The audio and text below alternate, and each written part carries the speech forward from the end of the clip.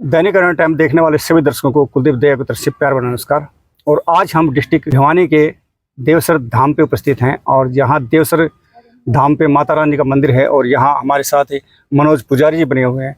हम इस मंदिर के बारे में आपको इनके द्वारा जानकारी देंगे और इस देवसर धाम का कब निर्माण हुआ और इस देवसर गांव का कब यहाँ बसेरा हुआ, वो सभी जानकारी मनोज जी आपको देंगे। तो आप सभी का हमारे चैनल पर स्वागत है। मनोज जी, जय माता दी। जय माता दी। आपके सभी दर्शकों को मेरा जय श्री राम, जय माता की। माता के चरणों से ढेरों आशीर्वाद। तो मनोज जी, हमारा पहला सवाल ये है, जो आपका गांव देवसर है, इस देवसर का निवास कब हुआ यहाँ पे? पहले यहाँ उस्ता खेड़ा था, दादा उच्चत ने बसाया था जी। लेकिन उसके बाद सुल्तान सिंह जो पांडव से 129 पीपीडी के वंशज थे और अर्जुन से 128 पीपीडी के वंशज थे जी, उन्होंने इस गांव को बसाया। मान्यता है कि यहाँ तालाब है, उसमें देवता स्नान करते थे, तो इसलिए देव सर नाम रखा। देव मीन देवता, सर मीन तालाब जी। तो उसी के अनुसार इसका नाम देवसर हुआ। तो उन्होंने इसको 1722 विक्रमी संवत को बसाया। जो आपका ये माता रानी का जो मंदिर है, इस मंदिर का हमने अभी देखा निर्माण काफी हो चुका है और हम 30 वर्ष से ज्यादा समय से पहले यहाँ पहुंचे थे, तब इस प्रकार का नहीं था। जैसे अभी हम जिस स्थान पर बैठे हैं इसी तरह से स्थान था। पीछे दर्शकों को नजर भी आ रहा होगा। इसका निर्माण होने के पीछे किसका हाथ है और किस प्रकार से इस देवसर धाम का निर्माण हुआ? सबसे पहले भंवर बंजारा यहाँ आया और वो अपनी गाय चरा रहा था जी। तो उसकी गाय खो गई, ऐसी मान्यता है कि वो खूब तलाश की लेकिन मिली नहीं और वो थक के सो गया। सोने के बाद माँ भगवती ने उसको दर्शन दिया कि इस गुफा में मेरी प्रतिमा है, वहाँ दीपक जल रहा है और जो तेरा सामर्थ्य उसके अनुसार यहाँ मेरा मंदिर बनवाओ जी। तो जो उसका सामर्थ्य था उसके अनुसार उसने मंदिर बनवाया। फिर उन्होंने कहा कि इस कुल के जो दादा जसवंत थे उन्होंने उसी को पुजारी नियुक्त किया।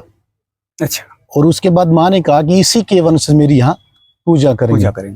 तो दो परिवार आए थे, वो दोनों परिवार के वंशज ही आज यहाँ पूजा कर रहे हैं। एक ब्राह्मण परिवार है, एक राजपूत परिवार है जी। वो दोनों के वंशज ही आज तक कुल परंपरा से यहाँ पूजा कर रहे हैं। इन दोनों परिवारों के द्वारा यहाँ इस मंदिर का देखरेख रहती है। हाँ। लेकिन पूजा पाठ के अंदर हमें बात करना चाहें कि एक ब्राह्मण समाज और एक राजपूत समाज, पूजा पाठ ये दोनों परिवार मिलके करते हैं दोनों परिवार ही। और जो यहाँ मान लो बिल्डिंग की जो ट्रस्टें हैं, जो निर्माण बना रखा है यहाँ, जो माता रानी के जो भक्तजन आते हैं उनके लिए ठहरने का व्यवस्था जो की जाती है, उसका किस प्रकार से कार्य चलता है? वो हमारे जो गांव है जी, उसमें पान्ना वाइज, मोहल्ला वाइज एक दो मेंबर ले रखे हैं। अच्छा। और वो निःशुल्क सेवा देते हैं यहाँ जी। उसका ट्रस्ट बना रखा है। तो वो ट्रस्ट ही धर्मशालाएं बनाता है, वो ट्रस्ट ही उनकी देखभाल करता है। नीचे जो परिसर है उसका रख रखाव भी वो ट्रस्ट ही करता है। श्री देवसर धाम सेवा चैरिटेबल ट्रस्ट नाम से है जी। जो भक्तजन यहाँ आते हैं, प्रसाद वितरण करते हैं, जैसे ज्यादा भंडारे वगैरह करते हैं, प्रसाद करते हैं, तो उसकी अनुमति कैसे ली जाए और प्रसाद के अंदर क्या क्या प्रसाद दिया जाता है? उसकी अनुमति ट्रस्ट से लेनी पड़ती है जी। ट्रस्ट वाले वो जगह निश्चित कर देते हैं कि यहाँ आपने भंडारा लगाना है। प्रसाद मुख्य जो है ना, हलवा, पूरी, छोले, यही रहता है। इसी के अलावा आपके गांव के अंदर कितनी जनसंख्या है और इस पवित्र स्थान की, माता रानी के स्थान की मान्यता के बारे में बताइएगा। कितने वर्षों से ये मान्यता चली हुई है? हमारे गांव की जनसंख्या लगभग 12,000 के आसपास है जी। और लगभग आप मानो 6,500 से 7,000 अब वोटर हैं। मंदिर के आरती का जो समय है, सुबह और शाम, किस समय लगभग यहाँ माता की आरतियाँ होती हैं? सुबह का समय निश्चित है 5 बजे। शाम का समय जो है वो 7 से 5 बजे तक है। जैसे गर्मियों में 7 हो जाता है, सर्दियों में वो 5 हो जाता है जी। ये सूर्यास्त पर लिया जाता है। शाम का समय घटता बढ़ता रहता है, सुबह का निश्चित है। सुबह का निश्चित है। हाँ। तो जैसे आपका गांव का इस मंदिर के प्रति कितना सहयोग है, लगाव कितना है? लगाव इतना है जी, अब नवरात्रि चल रही है तो हर घर में व्रत रखते हैं जी। और ये हमारे पूरे गांव का एक उत्सव होता है कि यहाँ हर घर में रिश्तेदार आएंगे, हर रोज आएंगे। अच्छा। हाँ। इसी नवरात्रि के अंदर, नवरात्रि में हर घर में रिश्तेदार आएंगे, हर रोज आएंगे। इसी के अलावा जैसे यहाँ मेला लगता है माता रानी का, ये मेला साल में कितनी दफा लगता है? कुछ दर्शकों को नहीं पता होता इस बारे में, तो कृपया वो बताएंगे, दर्शक आपको देख रहे हैं। साल में 2 बार लगता है, चैत्र और आश्विन। जो नवरात्रि होते हैं, दोनों नवरात्रियों में मेला लगता है। यहाँ जिस प्रकार से कोई वारदात न हो, अनहोनी न हो, आप समझते हैं, तो इसकी देखरेख के लिए कोई अलग से कमेटी है या गांव अपनी तरफ से अपने युवा बच्चों को यहाँ निगरानी के लिए भेजता है? यहाँ पूरा देवसर इसकी निगरानी में लग जाता है। मुख्य दोग जो है सप्तमी अष्टमी को लगती है। अष्टमी को देवसर के ग्रामीण जो दोग नहीं लगाते, वो सब देखभाल में लग जाते हैं। अच्छा। फिर हमारे गांव वाले चतुर्दशी को दोग लगाते हैं। अष्टमी को अन्य भक्त दोग लगाए, उनकी व्यवस्था के लिए लग जाते हैं हमारा पूरा गाँव। हमारे गाँव वाले अष्टमी को दोग नहीं लगाते हैं।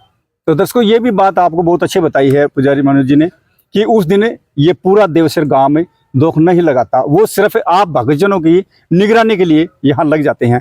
और हम बात करें प्रशासन की, पुलिस अधिकारियों की बात है, यहाँ कितना प्रशासन आता है और वो अपनी सेवाएं यहाँ देते हैं, तो किस प्रकार से यहाँ उनका भी होता है? अष्टमी को धोख बहुत कम लगाते हैं। ये नहीं कि हमारी परंपरा अष्टमी को धोख नहीं लगाते जी, कम बहुत लगाते हैं। कम, वो सेवा में लग जाते हैं सब।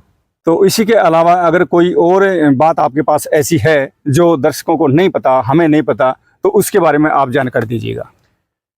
नहीं, देवसर जो है भिवानी से 6 किलोमीटर है और मेरी आप सबसे विनती है कि एक बार अवश्य आएं।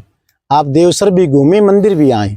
एक बार जो देवसर आ जाता है वो बारंबार आता है। ऐसी मेरी आपसे विनती है कि आप एक बार देवसर जरूर आएं।